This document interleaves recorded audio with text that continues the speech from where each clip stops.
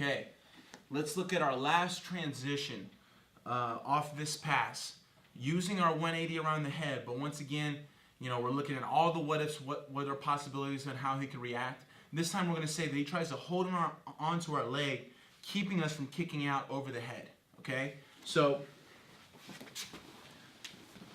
I'm using our basic pass. Sit him down, double ankle, we throw, we clear, he churns.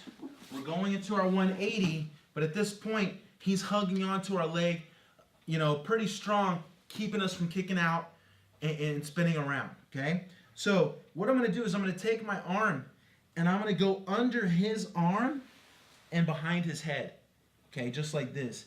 Now this puts a little torque on his head, taking his chin to his chest. Makes it harder for him to hold on.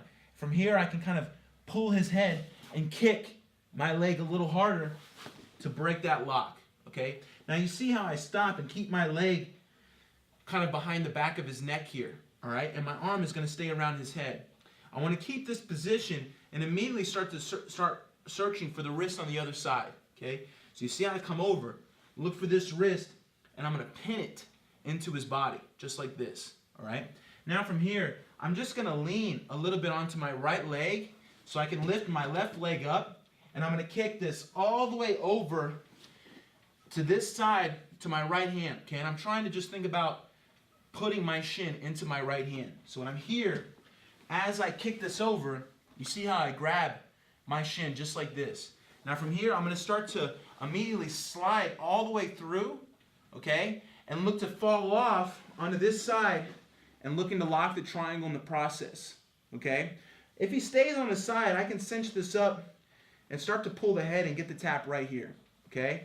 If he came up to his knees, I'm going to pass his arm over in that transition. I can adjust my triangle, get it even tighter, and then from here, I'll finish it from the bottom. All right, so once again, we get back to the spot right here. Okay, we're looking to do our 180, but he hugs our leg, all right? So my arm comes through under his arm and behind his head, all right? And this puts a little more pressure on the back of his head, makes it hard for him to hold on to the leg, and then I add one more kick, okay? And you see how I stop with my knee behind his head, all right? And I want him still on his side, okay? If in that process he turned to his side and just flattened up, that's no problem. Now I'm here and I could just stabilize the side control, all right? But I'm looking for him to stay on his side just like this, okay? With my knee right behind his head. Immediately we start to search for this hand, okay? Let's turn this way.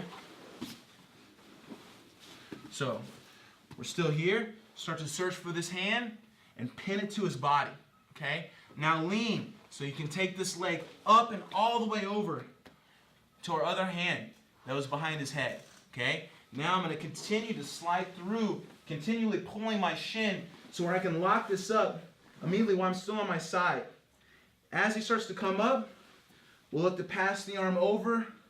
Now I can go back to my shin, cinch it up even more, and then from here, get the finish pulling the head, squeezing the knees, and lifting our hip up all at the same time. So the basic triangle. Okay, whole thing one more time.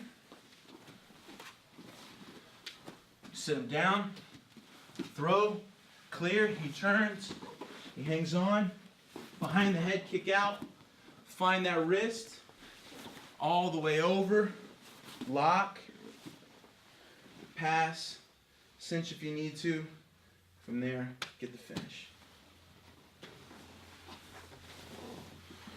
So really utilizing the transition game off of our pass, looking to go right for all the submissions that can become available in that moment while he's fighting for the pass. You see the darts. You see how we use the 180 around the head. We're looking for the back, north-south choke. And now you have one more option on how we can set up the triangle off that transition.